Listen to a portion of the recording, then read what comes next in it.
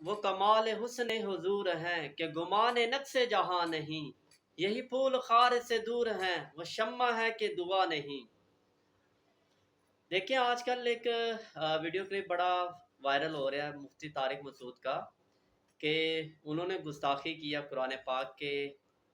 خلاف اور حضرت محمد صلی اللہ علیہ وآلہ وسلم کے خلاف اس نے کچھ ایسا بیان دیا ہے، اس نے کچھ ایسی بات کی ہے۔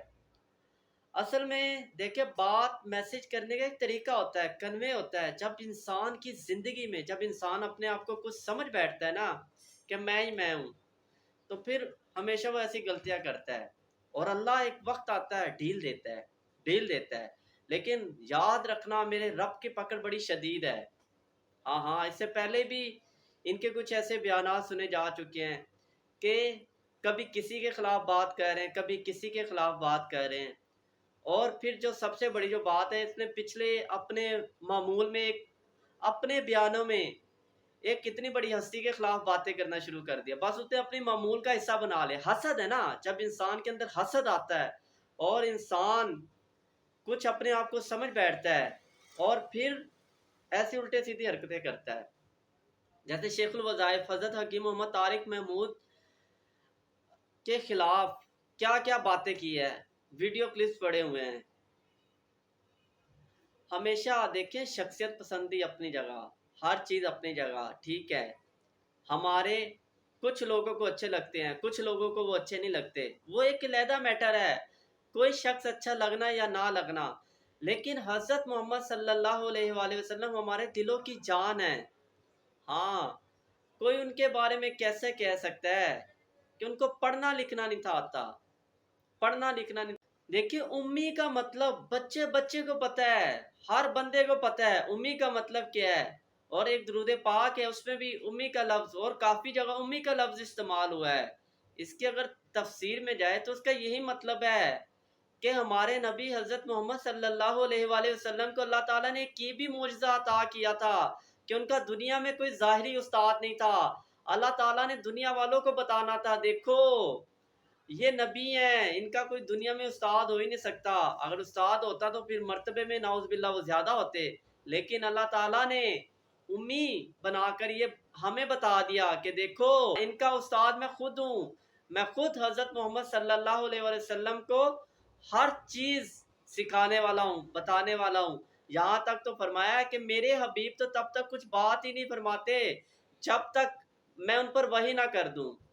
تو ہم کیسے کہہ سکتے ہیں کہ میرے حبیب کو نعوذ باللہ پڑھنا لکھنا نہیں آتا، پڑھنا لکھنا نہیں تھے جانتے؟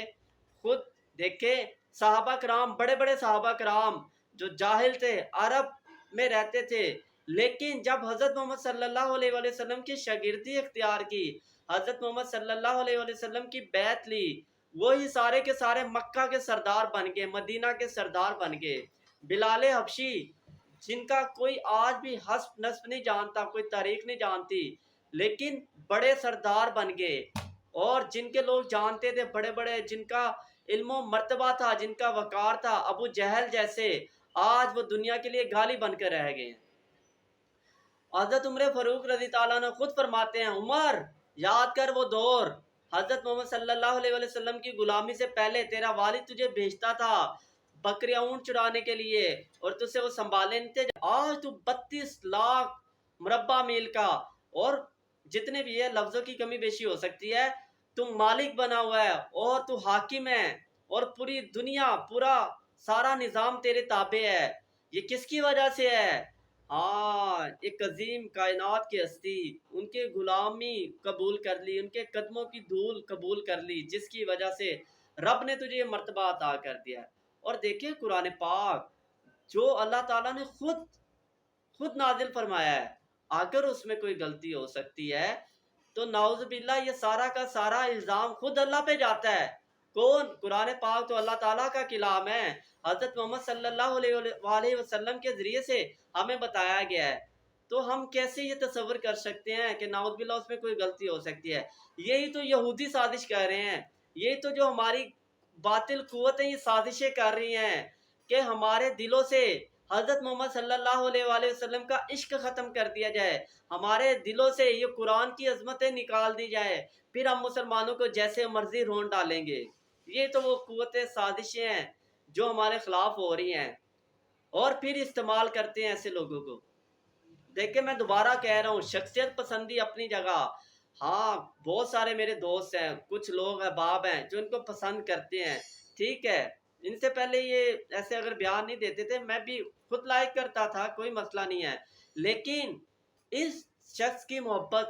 قرآن کی محبت سے بڑھ کر نہیں ہو سکتی، حضرت محمد صلی اللہ علیہ وآلہ وسلم کی محبت سے بڑھ کر نہیں ہو سکتی۔ ہاں تو میرا تو ان سب کو یہی مشورہ ہے، جب اللہ کبھی عروج دیتا ہے نا تو اپنی اوقات نہیں بھول جانی چاہیے، اپنے آپ کو کچھ سمجھ نہیں بیٹھنا چاہیے۔ دیکھیں اگر آپ نے لفظوں کا چناؤ کرنا بھی ہے تو آپ اسے احسن طریقے سے بھی بتا سکتے ہیں، احسن طریقے سے بھی سمجھا سکتے ہیں۔ اگر نعوذ باللہ آپ کہہ رہے ہیں کہ کچھ ایسی چیزیں ہیں تو آپ اسے احسن طریقے سے بتائیں نا، کیا ضرورت ہے ایسی زبان چرب زبانی کی، کیا ضرورت ہے؟ آگے یہ امت ٹوٹ چکی ہے، آگے ایک فتنہ ختم نہیں ہوتا اگلا فتنہ آ جاتا ہے، تو کم از کم یہ جو پیچیدہ مسائل ہوتے ہیں نا، ان کو احسن طریقے سے بیان کرنا ہوتا ہے، کبھی بھی ایسے بیان نہیں کرنا ہوتا کہ اپنی چرب زبانی، جو زبان جس کے خلاف لوگوں کے خلاف بیان کہہ رہے ہیں وہی زبان آپ نعوذ باللہ حضرت محمد صلی اللہ علیہ وآلہ وسلم، ہمارے قرآن پاک، اللہ تعالیٰ کے اور ہماری بڑی بڑی ہستیوں کے خلاف وہی زبان آپ بیان کرنا شروع کر دیں، تو خدارا بچے ان چیزوں سے۔ اگر اللہ نے آپ کو عزت دی ہے تو اس عزت کو، اس شہرت کو اچھے طریقے میں استعمال کریں، لوگ آپ کو فالو کرتے ہیں، آپ کو اتنا بھی پتہ ہے کہ اگر آپ کی زبان سے کوئی ایسی بات نکلتی ہے تو اس سے انتشار بھی پھیل سکتا ہے، لوگ جڑ بھی سکتے ہیں، انتشار بھی پھیلا سکتے ہیں۔ تو اسی لیے جو بڑے بڑے ممبروں پہ بیٹھنے والے ہیں ان سب کو میرا ایک یہی مشورہ ہے کہ اپنی زبان میں ایسے الفاظ کا چناؤ کریں جس سے کسی کی دل آزاری نہ ہو، جس سے امت جڑے، ٹوٹے نہ۔ اور بقول ایک اللہ والے کے دنیا میں جتنے بھی فتنے پھیلے ہیں ان کے پیچھے صرف ایک ہی طبقہ ہے، اور وہ یہی طبقہ ہے کہ عالم بغیر صاحب نسبت کے، اور عالم بغیر کسی عظیم استاد، کسی عظیم مرشد کے، اس کے پیچھے صرف ایک ہی طبقہ ہے اور یہی طبقہ ہے۔ اور اگر یہ آپ کو میری بات کا ریفرنس چاہیے تو ابکری کا ایک پیج ہے اکابر پر اعتماد، آپ وہاں پہ جائیں، وہاں پہ آپ کو یہ بات، ان ہستیوں کے نام، حوالے، کتابیں سب کچھ ملیں گی، ادھر یہ بات واضح لکھی ہوئی ہے کہ دنیا میں جتنے فتنے پھیلے ہیں ان کے پیچھے صرف ایک ہی طبقہ ہے، اور وہ یہی طبقہ ہے بڑے بڑے عالم بغیر کسی صاحب نسبت بزرگ کے، یا کسی کامل استاد کے، کسی کامل اللہ کے دوست کے، وہ یہی سارا کا سارا طبقہ ہے۔ تو میں تو یہ دعا کرتا ہوں اللہ ہم سب کو ہدایت دے، اور اللہ ہم سب کو اپنے راہ دین پہ چلنے کی توفیق عطا فرمائے، اور اللہ ہم سب کو ایسی خرافات سے بچائے، اور اللہ ہم سب کی بھی حفاظت فرمائے۔ دیکھیں اللہ تعالیٰ فرماتا ہے جب کوئی شخص میرے کسی ولی، میرے کسی دوست سے بغض رکھتا ہے تو میں خود اس کے لیے اعلان جنگ میں آ جاتا ہوں، اور اللہ کے اولیاء کرام میں معصوم ہوتے ہیں، اللہ کے جتنے بھی ولی ہیں سارے کے سارے معصوم ہوتے ہیں، وہ اپنے خلاف اٹھنے والی آوازوں سازشوں کا جواب نہیں دیتے، لیکن اللہ تعالیٰ قرآن پاک میں واضح فرما چکا ہے میں خود اعلان جنگ میں آ جاتا ہوں، اور جب اللہ تعالیٰ کسی کے ساتھ اعلان جنگ کرتا ہے تو کبھی بھی وہ شخص وہ جنگ جیت نہیں سکتا۔ تو یہ میں نے آپ کو یہ ہمارے سامنے عملی طور پر ہوا ہے، دیکھ لیں آپ، ایک اللہ کے ولی کے خلاف مسلسل باتیں کر رہا، مسلسل الزامات لگا رہا تھا، اور کیا ہوا ہے؟ ٹھیک ہے، جزاک اللہ۔